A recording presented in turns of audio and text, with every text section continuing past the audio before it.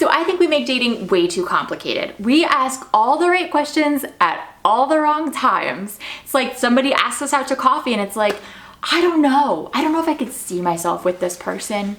We like think too hard at the beginning and we need to think a little harder at the end instead. So today I'm going to share a dating flowchart with you featuring the 4 stages of dating. By the way, welcome back to another episode of Dating Advice in 3 minutes or less, except this one might not actually be 3 minutes or less. My name is Tiffany Dawn and feel free to hit subscribe for more videos like this. By the way, my daughter would like to say hi real quick. Can you wave? Hi. Good job. So let's get right into the flowchart. So stage 1 is where we tend to really overcomplicate things. Stage 1 is when somebody asks you to hang out or you ask them to hang out. And first of all, you might not even be sure if it's a date. It might seem like it's a date, but you're not really sure yet. But you're hanging out, it's one-on-one, and you both have that curiosity about the other person. Here is the place where we tend to ask 1,000 questions that should be asked, but not yet. The only question you need to ask right now is this safe? Is this a safe person?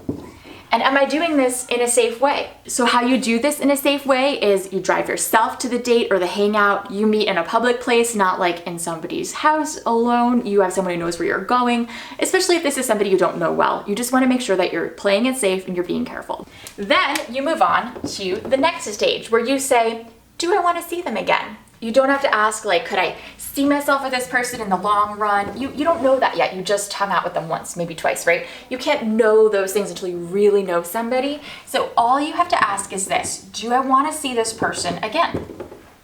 Yes or no? Then that brings you to the next phase. So maybe you've hung out a few times now, you're just kind of getting to know each other. Now you get to stage 3 in a dating relationship. And here's where the dating actually becomes official.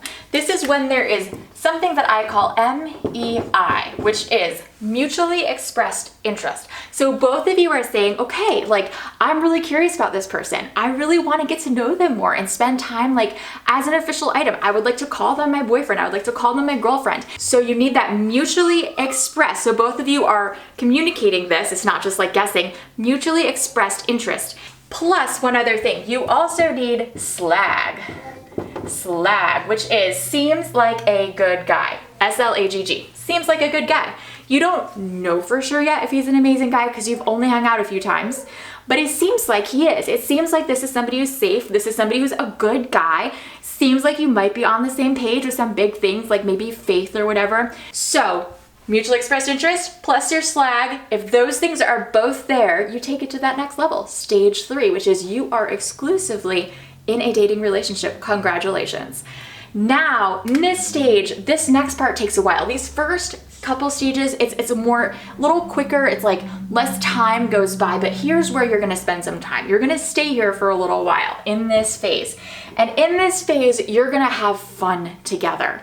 You're not gonna get too overly serious too fast. You're not gonna be talking about babies and your wedding and all this yet. You're just gonna have fun together. Why? Because you need to get to know each other.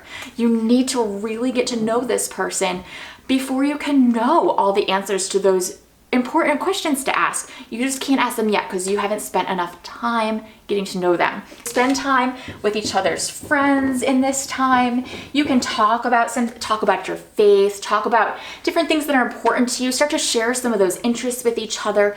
Now, there's no magical time frame for exactly how long you should hang out in this phase before moving on to stage 4.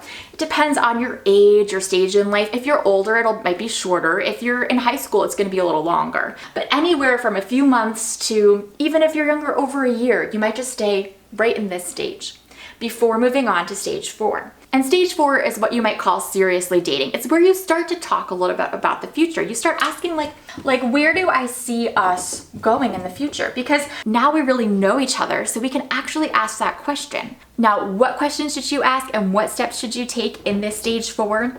Glad you asked. I have a video walking you through stage 4. It has 5 things you need to be doing, and it's linked in the description and right up here on your screen.